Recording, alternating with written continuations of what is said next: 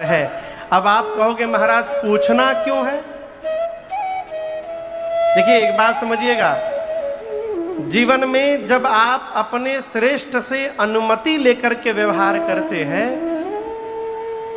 आपके श्रेष्ठ ने कह दिया कि हाँ जाइए ये कार्य करिए, तो फिर वो कार्य आपको नहीं करना पड़ता है। श्रेष्ठ के मुख से निकला हुआ वचन ही उस कार्य को पूर्ण करा देता है। हम केवल निमित्त मात्र बने रहते हैं। आप समझ रहे हैं बात को?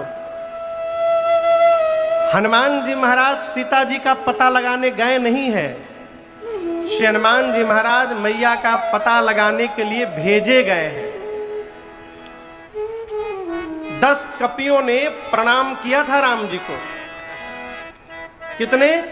मुख्य मुख्य सेनापति जो 10 थे, जामवंत जी, गवगवाक्ष, द्विविद महेंद्र, सठ निसठ, नल नील, अंगद, हनुमान जी, इस प्रकार सारे लोग प्रणाम किए राम जी को। राम जी विदा करते गए, लेकिन सबसे अंत में जब श्री हनुमान जी महाराज ने प्रणाम किया तो राम जी ने आशीर्वाद देकर विदा नहीं किया। जानि काज प्रभु निकट बुलावा। सभी लोगों को राम जी भेजते गए। जब हनुमान जी ने प्रणाम किया तो राम जी बोले इधर आइए। हनुमान जी गए, प्रणाम किए। भगवान ने सिर पे हाथ रखा, अपनी संध्या वाली सोने की अंगूठी निकाली और राम जी ने कहा जाइए, बहु प्रकार अनेक प्रकार से सीता ही समुझाए हो। सीता जी को समझाइएगा। कही बल बिरह, मेरा बल बिरह का बल बताकर बेग तुम आए हो, शीघ्र वापस चले आइएगा। समझ रहे हैं ना? राम जी ने हनुमान जी को जाने के लिए कह दिया, राम जी ने श्री हनुमान जी को आने के लिए कह दिया। इसका अर्थ अब हनुमान जी को नहीं जाना है, भगवान का वचन ही हनुमान जी को लेकर के जाएगा और वचन ही लेकर के आएगा। इसलिए ये संस्कार है। भगवान ने वाल्मीकि ऋषि से पूछा हम कहाँ रहें? वाल्मीकि ऋषि ने कहा प्रभु चित्रकूट गिरि करहु निवास। आप प्रभु चित्रकूट में जाकर के वास करिए। भगवान चित्रकूट में आए, कोल की रात सब राम जी के पास आए हैं।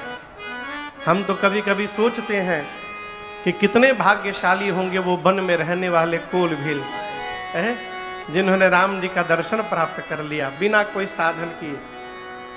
भगवान ने सबको दुलार किया है।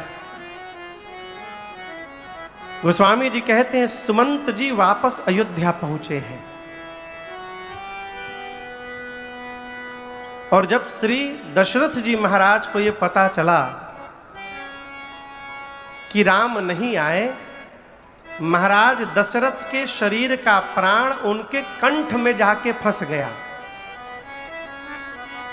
मां कौशल्या ने पांव पकड़ लिया, कहा नाथ इस प्रकार अधीर न होइए, यदि आप धैर्य धारण करके रहेंगे तो मैं कहती हूं 14 वर्ष बाद पुनः राम के श्रीमुख का दर्शन प्राप्त हो जाएगा।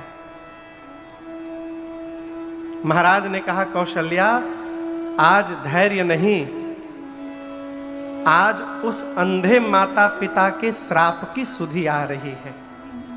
कौन अंधे माता पिता? यहां दशरथ जी ने उल्लेख किया है, तापस अंध श्राप सुधि आई। कहते हैं वो श्राप मुझे स्मरण में आ रहा है। उन्होंने कहा था कि जिस प्रकार पुत्र के वियोग में हम मर रहे हैं, एक दिन पुत्र के वियोग में दशरथ तुमको भी मरना पड़ेगा। और महाराज कहते हैं हे राम, आपको देखे बिना मैंने बहुत जी लिया। हे लक्ष्मण, हे वैदेही, आपको देखे बिना मैंने बहुत जी लिया। आपको गए 6 रात आज हो गए और मेरा प्राण नहीं गया अब तक। और मानो महाराज प्रायश्चित करने लगे कि 6 रात्रि बीत गए और मेरा प्राण नहीं निकला। अब इससे बड़ा कौन सा कष्ट आएगा कि ये प्राण निकलेगा, शरीर का त्याग करेगा। और उसी क्षण महाराज, उसी रात्रि, उसी समय 6 बार मुख से राम शब्द का उच्चारण करके राम राम कहे राम कहे राम राम कहे राम तन परिहरि रघुबर बिरह राम गयऊ सुरधाम। 6 बार मुख से राम राम राम राम राम राम शब्द का उच्चारण किया। और गोस्वामी जी तो कहते हैं जिस प्रकार कोई तिनके का त्याग करे, तिनका समझ रहे हैं ना, यदि हाथ पर तिनका गिर जाए, कहीं से उड़ के आ जाए, तो कोई भी ये नहीं सोचेगा कि इसको हटाए कि रहने दे। तिनका दिखाई पड़ते तुरंत हम उसको हटाते हैं। उसी प्रकार जैसे कोई तिनके का त्याग कर दे, दशरथ जी महाराज ने अपने प्राण का त्याग कर दिया। माताएं विलाप करने लगी। गुरुदेव भगवान आए, ज्ञान उपदेश करके। उस समय बर्फ नहीं होते थे। और विडंबना देखिए, 4 पुत्र होने के बाद भी ऐसी स्थिति है कि आज अग्नि देने के लिए एक भी पुत्र घर में नहीं है। गुरुदेव ने नाव में तेल भर करके और महाराज के पार्थिव शरीर को सुरक्षित किया और खबर भिजवाई भरत भैया के पास। दूतों से कहा कि भरत जी से जो यहां घटा है ये न कहिएगा, क्योंकि यदि भरत जी सुन लिए कि पिताजी नहीं रहे और भैया बन चले गए तो भरत जी आने लायक नहीं रहेंगे। केवल कहना कि गुरु जी ने याद किया है। दूत गए। भरत भैया, आप गोस्वामी जी कहते हैं, देखिए कभी आप लोग सोचे हैं कि आदमी जब गुस्से में आता है तो जोर जोर से क्यों बोलता है? भैया, जब आदमी क्रोध में रहता है तो जोर जोर से क्यों बोलता है? विचार करिएगा। जब हम क्रोध में रहते हैं तो शरीर हमारा भले पास रहता है, लेकिन मन से हम बहुत दूर हो जाते हैं। और जो बहुत दूर चला जाए उस तक अपनी आवाज पहुंचाने के लिए जोर से बोलना पड़ता है। और जब हम प्रेम में रहते हैं तो शरीर भले दूर रहे, मन हमारा पास में रहता है, फिर तो कहने की भी आवश्यकता नहीं पड़ती। इधर हम सोचते हैं और उधर सामने वाले को पता चल जाता है। ये प्रेम की अवस्था है। गोस्वामी जी कहते हैं, जिस रात्रि मंथरा ने मां कैकेयी के मति को भ्रमित किया, उसी रात्रि से भरत जी को ननिहाल में बुरे बुरे स्वप्न आने लगे। देखा ही रात भयानक सपना। रात को स्वप्न देखते हैं, प्रातः काल जग कर भरत जी नाना प्रकार से कल्पना करते हैं, हे प्रभु मेरे घर में सब कुशल है ना? देखिए, हम जिसको प्रेम करते हैं उसके प्रति सदैव संशय बना रहता है। उदाहरण देता हूं, यदि घर के मालिक रात को 8 बजे नौकरी से ऑफिस से डेली आते हो, रोज रात को 8 बजे, किसी दिन कारणवश यदि 8:30 बज जाए, 9 बज जाए, उनका फोन न लगे तो जो मतवा घर में रहती है ना, वो बेचैन हो जाती है। क्या हुआ हो, आज इतना विलंब क्यों हो गया? अब तक नहीं आए, सब कुशल होगा ना? अब मन नाना प्रकार की कल्पना करने लगता है, कहीं कोई घटना तो नहीं घट गई, कहीं कुछ हो तो नहीं गया। और जिससे प्रेम नहीं है वो रात भर नहीं आवे, कोई फर्क नहीं पड़ता किसी को। भरत भैया सवेरे जगते हैं, कल्पना करते हैं। डर के मारे भगवान शंकर की आराधना करते हैं। अयोध्या के दूत जब पहुंचे, भरत जी कांप गए देखकर। अचानक पूछे क्या हुआ? दूतों ने कहा कुछ पूछिए मत प्रभु, गुरुदेव ने स्मरण किया है, शीघ्र चलिए। जैसे कहा, भरत भैया जिस स्थिति में थे उसी स्थिति में दौड़ पड़े। सीधे मां कैकेयी के द्वार पर गए। मां ने द्वार पर आरती उतारा है, भीतर ले गई, बिछाई बिठाई। दुलार करती हैं, पूछती हैं, भरत आपके मामा के घर सब कुशल है ना? भरत जी कहते, माँ वहां तो सब कुशल है, मेरी अयोध्या में सब कुशल है ना माँ? कैके मैया पूछी, क्यों पूछ रहे हो? भरत जी बोले, माँ आज मैं जब अयोध्या में प्रवेश किया ना, तो मुझे ऐसा लगा कि मेरी अयोध्या के श्री का हरण हो गया।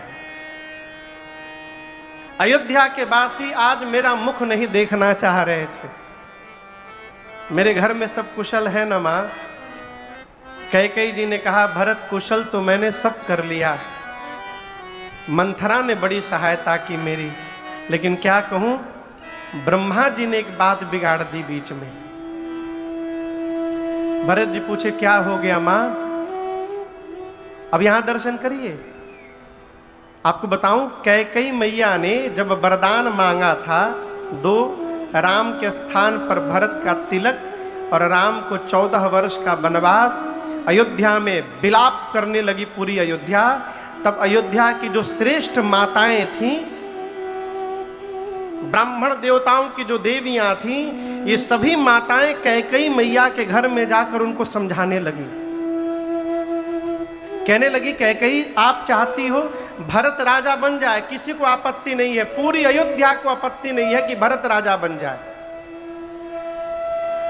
आपत्ति तो केवल एक है कि बर दूसर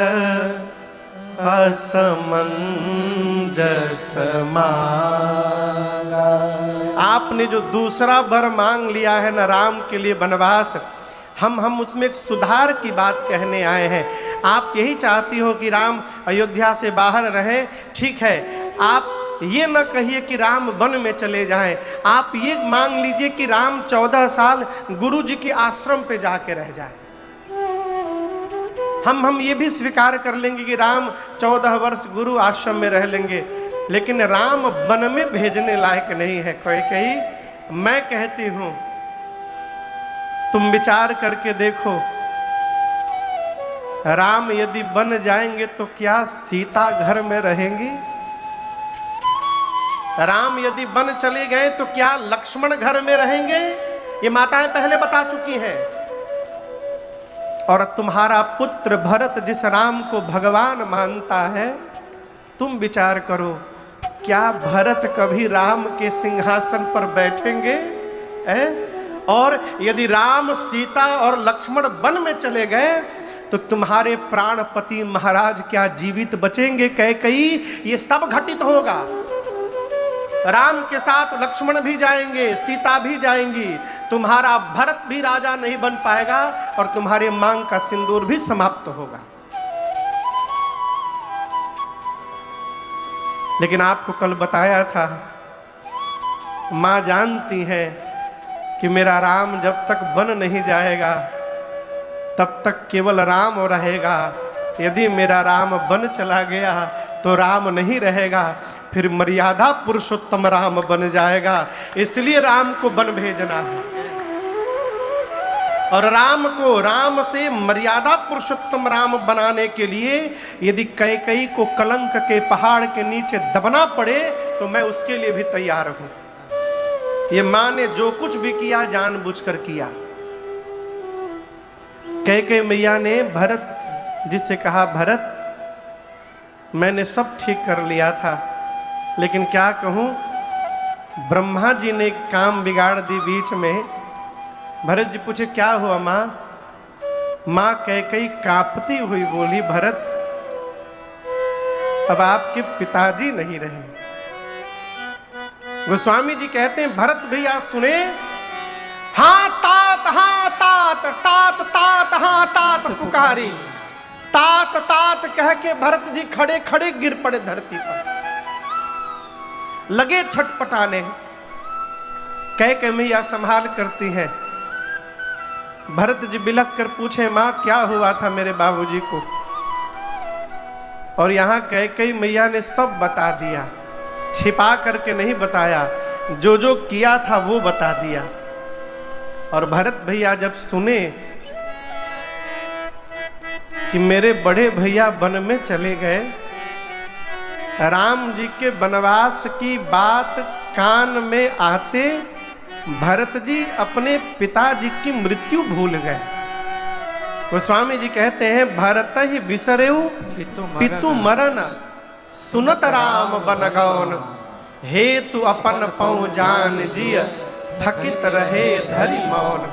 मेरे कारण, अब यहां दर्शन करिए, भरत जी ना कैकेयी मैया का अपराध मानते हैं, न मंथरा का, न महाराज दशरथ का।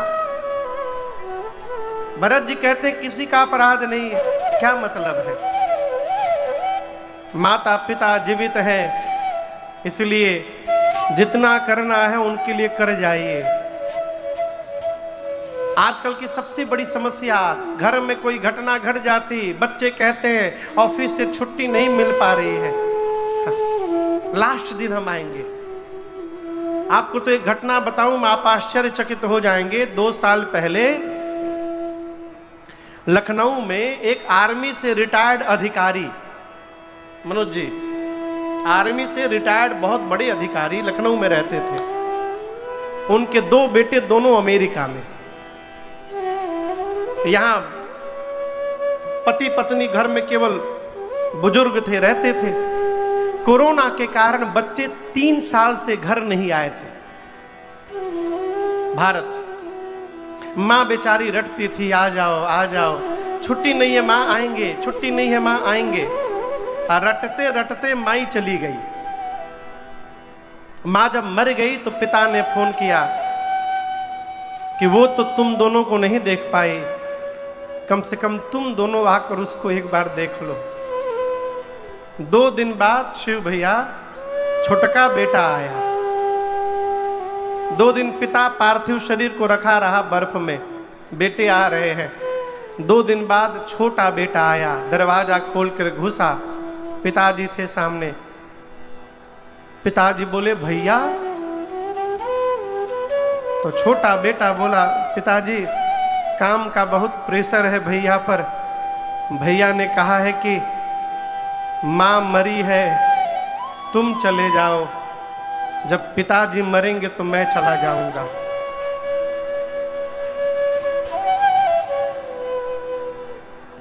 आप कल्पना कर सकते हैं, जिस पिता ने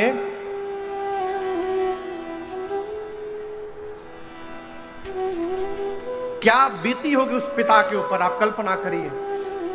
पिता तो वो निस्तब्ध हो गए, स्तब्ध, कुछ नहीं बोले। 5 मिनट बैठे रहे, उठकर चुपचाप कमरे में गए, दरवाजा बंद किए और 10 मिनट बाद गोली चलने की आवाज आई। अपने को मार लिए गोली, पत्र लिख करके गोली मारे। उसमें लिखा था कि तुम बहुत कष्ट करके आए हो, मैं नहीं चाहता हूं ये कष्ट तुम्हारे भैया को भी करना पड़े। तुम आ ही गए हो, तब एक ही बार माता पिता दोनों का श्राद्ध तेरा ही करके चले जाओ। इस प्रकार के व्यक्ति को मनुष्य कहना भी पाप है।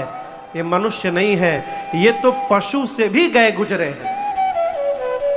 देखिए, राम जी कहते हैं जो पुत्र अपने माता पिता को संतुष्ट नहीं कर पाया, वो पुत्र कहलाने का अधिकारी ही नहीं है। ये राम जी के श्रीमुख वचन है। इसलिए भगवान को बाद में प्रसन्न करिए। घर में जो बोलने वाले भगवान बैठे हैं न माई बाप, उनको पहले प्रसन्न करिए। घर वाले भगवान प्रसन्न हो गए तो मंदिर वाले भगवान अपने आप प्रसन्न हो जाएंगे, करना नहीं पड़ेगा।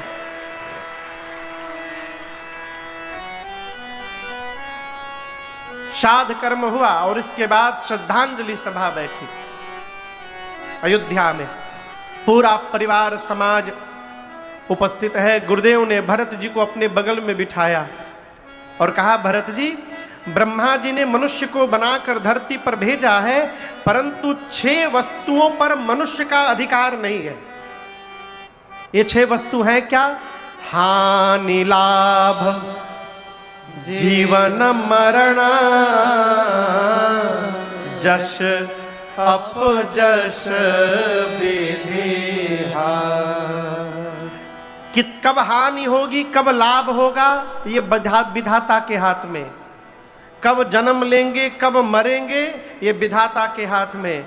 कब यश लगेगा, कब अपयश लगेगा, ये भी विधाता के हाथ में। इस पर हमारा आपका कोई अधिकार नहीं है। गुरुदेव खूब समझाए, कहे भरत हम एक बात कहें, आपके पिता जैसा पिता न आज तक कभी सृष्टि में हुआ है। आपके पिता जैसा पिता न वर्तमान इस धरती पर है। और भरत जी, आपके पिता जैसा पिता अब भविष्य में होने वाला भी नहीं है। भयऊ न अहई न अब होनिहारा, भूप भरत जस पिता तुम्हारा। हम आपके पिता के बारे में क्या क्या कहे भरत जी, क्या प्रशंसा करें। जिस महाराज के लिए इंद्र अपना आधा राज सिंहासन रिक्त कर दिया करते थे, जिस महाराज की प्रशंसा ब्रह्मा करते हो, शंकर करते हो, और तो और जिसके घर में राम पुत्र बन करके खेल रहे थे, उस महाराज के सौभाग्य के बारे में मैं क्या क्या बताऊंगा आपको। भरत जी, आपके पिताजी सब प्रकार से बड़भागी थे। मैं एक बात कहूं आपको, आपके पिताजी को प्राण से प्रेम नहीं था, आपके पिताजी को वचन से प्रेम था। यदि प्राण से प्रेम होता ना तो महाराज वचन छोड़ देते, प्राण बचा लेते। लेकिन आपके पिताजी ने वचन बचाया, प्राण का त्याग कर दिया। एक वचन मानकर आपके भैया वन में चले गए भरत जी, दूसरा वचन मान करके आप राजा बन जाइए ना। हम कहते हैं आप राजा बन जाएंगे ना, कोई अन्यथा नहीं कहेगा। सुन सुख लहब राम बैदेही, सीताराम जी भी वन में जहां होंगे और उनको पता चलेगा कि आप राजा बन गए हैं, राम जी भी प्रसन्न हो जाएंगे। हम तो कहते हैं भरत जी, यदि आपके मन में कोई संकोच है तो अभी राजा बन जाइए। कब बन जाइए? अभी। 14 साल बाद जब राम जी लौट कर आएंगे ना, उस समय सारी सत्ता उनको सौंप करके सेवा करिएगा। सौंपे हु राज राम के आए, सेवा करे हो स्नेह सुभाए। प्रेम से सेवा करिएगा। सुमंत जी ने भी कहा, भरत जी गुरु जी ठीक कही रहे हैं, अभी राजा बन जाइए, राम जी जब आएंगे फिर विचार करके जो मन करेगा करिएगा। लेकिन आपको एक बात कहूं, भरत जी एक बात जानते हैं क्या? जो आनंद छोटा बन के रहने में है, वो आनंद बड़ा बन के रहने में मिलने वाला नहीं है। हम सभी भाइयों में हमारे भैया सबसे बड़े हैं, अभी कलकत्ता से आए हैं।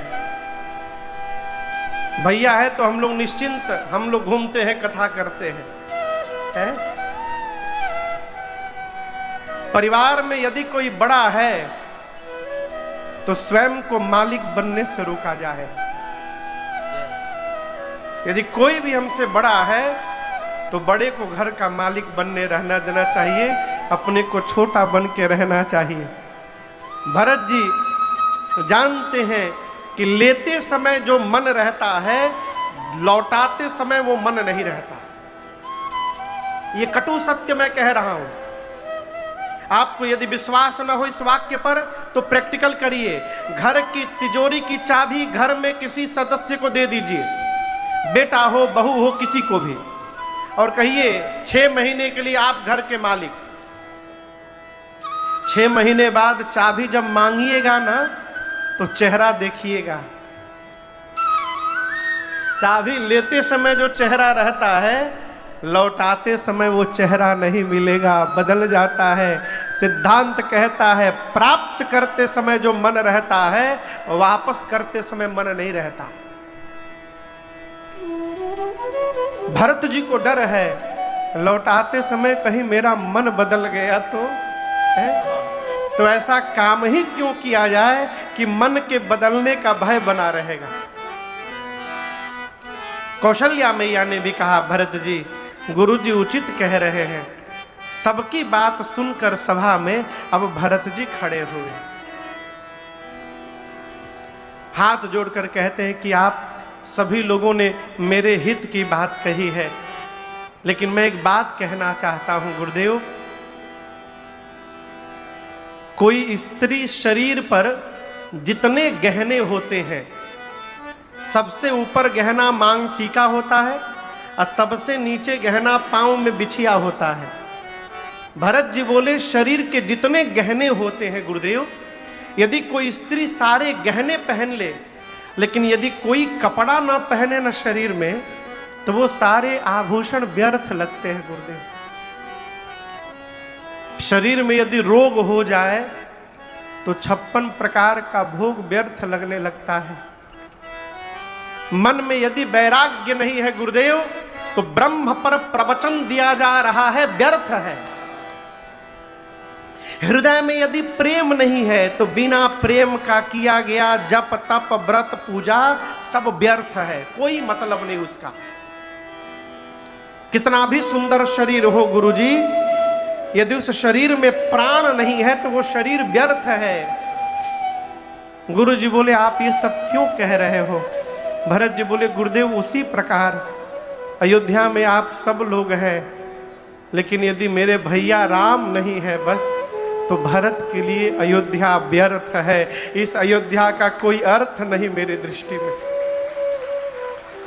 बादी मोर सब बिनु रघुराई, बिना रघुनाथ के मेरे लिए सब व्यर्थ है। आप इस बात की कल्पना कर पा रहे हैं कि मैं कितना बड़ा पापी हूं? भरत जी कहते हैं, बोले गुरुदेव अभी मैं राजा नहीं बना, केवल मेरे नाम की प्रस्तावना रखी गई है कि भरत राजा बनेंगे, बस मेरे नाम को कहा गया कि भरत राजा बनेंगे। सोचिए मैं कितना बड़ा पापी हूं, मेरे नाम के आगे आने से मेरे पिताजी मर गए, मेरे भैया वन में चले गए। गुरुदेव जिस दिन ये पापी सिंहासन पर बैठ जाएगा ना, ये धरती बर्दाश्त नहीं कर पाएगी, फट के रसातल में चली जाएगी। गुरुदेव इस सिंहासन पर धर्मशील राजा चाहिए। आप सबने अपनी बात कह दी, अब आज्ञा हो तो मैं अपनी बात कहूं। गुरु जी ने कहा कि कहिए। भरत जी कहते हैं, आपन दारुण दीनता सब कहूँ सब ही सिरो नाय, देखे बिनु रघुनाथ पद जिय के जरनी न जाय। भरत जी कहते हैं गुरुदेव मैं जब तक भैया के श्री चरण का दर्शन नहीं कर लूंगा, तब तक मेरे हृदय में जो ताप तप रहा है ये शांत होने वाला नहीं है। और गुरुदेव मैं आपसे अनुमति नहीं मांग रहा हूँ, मैं आपको बता रहा हूँ क्या कि कल प्रातः काल होते मैं भैया के पास जा रहा हूँ, मैं जा रहा हूँ, ये निश्चित है। आप में से यदि किसी को भी मेरे साथ चलना है उसका स्वागत है, यदि कोई नहीं जाएगा तो मैं जाऊंगा। क्यों जाऊंगा? क्योंकि मुझे विश्वास है। गुरु जी पूछे क्या विश्वास है? भरत जी बोले यद्यपि मैं अनभल अपराधी, भय मोहि कारण सकल उपाधि। यद्यपि मैं अपराधी हूँ गुरुदेव, मेरे कारण मेरे घर में सब उत्पात हुआ है, लेकिन एक बात कहें गुरुजी, मुझे विश्वास है।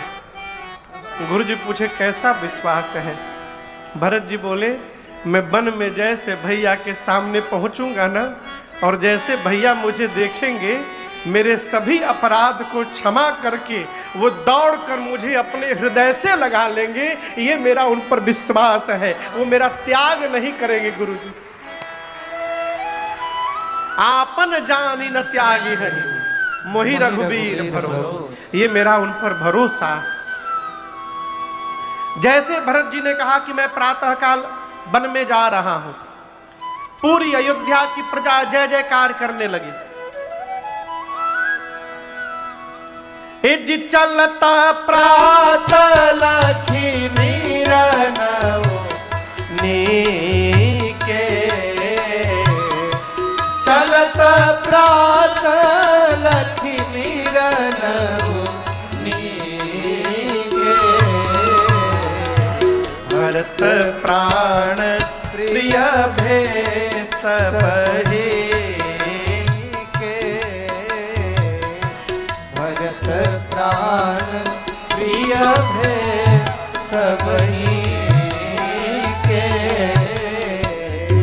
भरत ही कहाँ ही सराहे सराहे, भरत ही कहाँ ही सराही सराही, राम प्रेम मूर्ति जनु आहि, राम प्रेम मूर्ति जनु आही, राम प्रेम मूर्ति जनवाही। जैसे भरत भैया ने चलने के लिए कहा चित्रकूट, पूरी प्रजा जय जयकार करने लगी। बोलिए भरतलाल। तेल चमेली और चंदन साबुन चाहे लगा लो सेंट, जगत में कोई न परमानेंट, जगत में कोई न परमाने। तेल चमेली चंदन साबुन, तेल चमेली चंदन साबुन चाहे लगा लो सेंट, जगत में कोई न परमाने, जगत में कोई न परमाने, जगत में कोई न परमाने।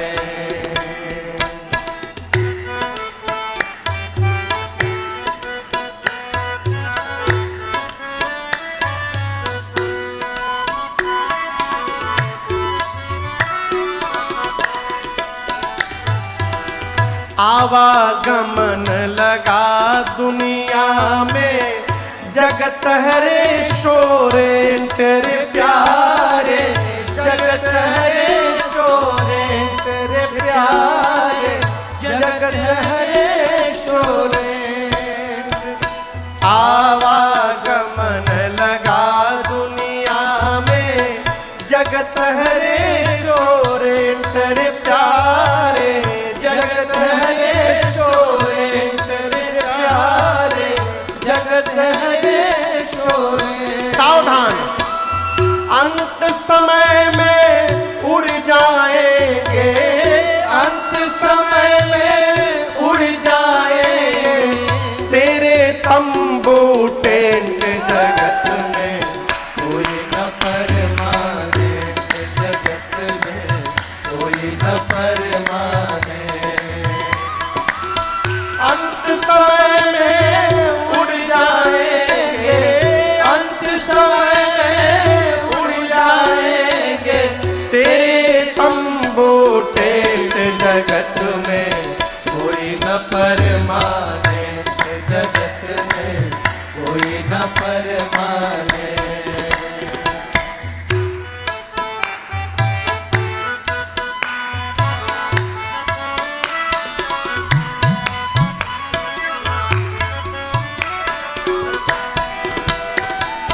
हरिद्वार चाहे मथुरा काशी, घूमो दिल्ली कैंट रे प्यारे, घूमो दिल्ली कैंट रे प्यारे, घूमो दिल्ली कैंट। हरिद्वार चाहे मथुरा काशी, घूमो दिल्ली कैंट रे प्यारे, घूमो दिल्ली कैंट रे प्यारे, घूमो दिल्ली कैंट। मन में नाम प्रभु का राखो, मन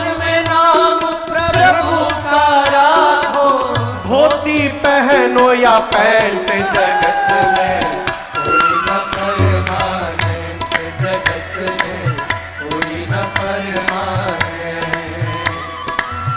मन में नाम प्रभु का राखो, मन में नाम प्रभु का राखो, धोती पहनो या पैंट जगत में कोई न परमानेंट, जगत में कोई न परमानेंट।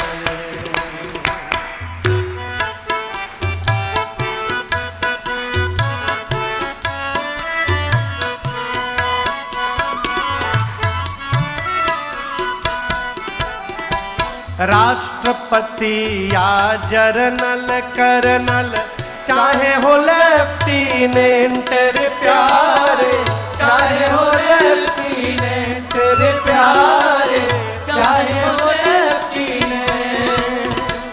राष्ट्रपति या जर्नल कर्नल चाहे हो लेफ्टिनेंट रे प्यारे, चाहे हो लेफ्टिनेंट रे प्यारे, चाहे हो लेफ्टिनेंट। याद रखिएगा, काल सभी को खा जाएगा, काल सभी को खा जाएगा।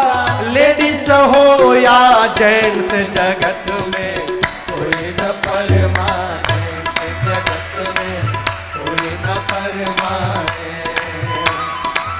काल सभी को खा जाएगा, काल सभी को खा जाएगा। लेडीज हो या जेंट्स जगत में कोई न परमानेंट, जगत में कोई न परमानेंट।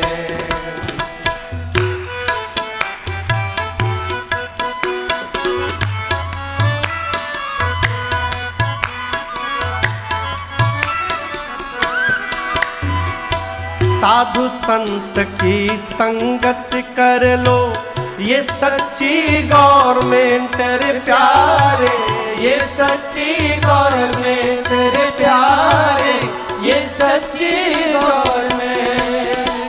राम कथा की संगत कर लो, ये सच्ची गवर्नमेंट रे प्यारे, ये सच्ची गवर्नमेंट रे प्यारे, ये सच्ची गवर्नमेंट।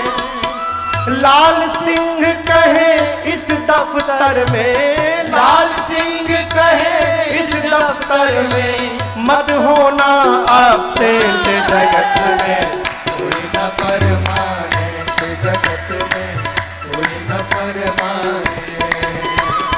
तेल चमेली चंदन साबुन, फिर चमेली चंदन साबुन, चाहे लगा लो सेंट जगत में कोई न परमानेंट, जगत में कोई न परमानेंट, जगत में कोई न परमानेंट, जगत में कोई न परमानेंट।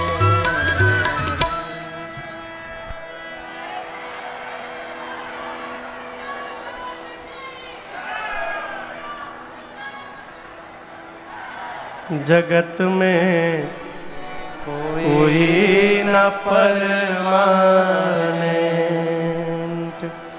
हमारे पास जो संपत्ति है, ये संपत्ति भी भगवान ने हमको दी है, हम केवल केयर टेकर हैं।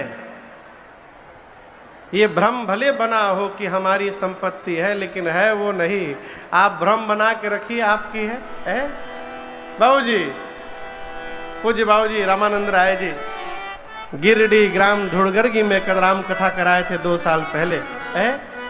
अपनी है वो नहीं बाबूजी, सब भगवान की। हम केयर टेकर बने हैं बस यहाँ पर।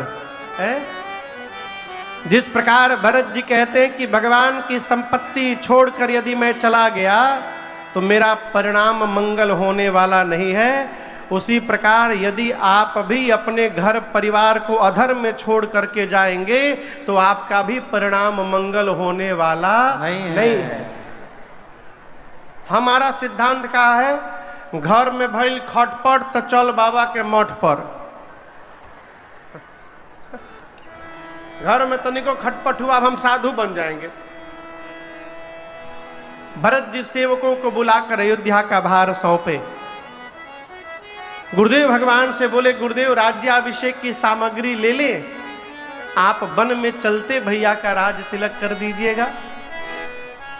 गुरुदेव ने अनुमति दी। पूरा सामान लिए भरत जी रथ पर गुरुदेव भगवान को बिठाया, पालकी में माताओं को बिठाया।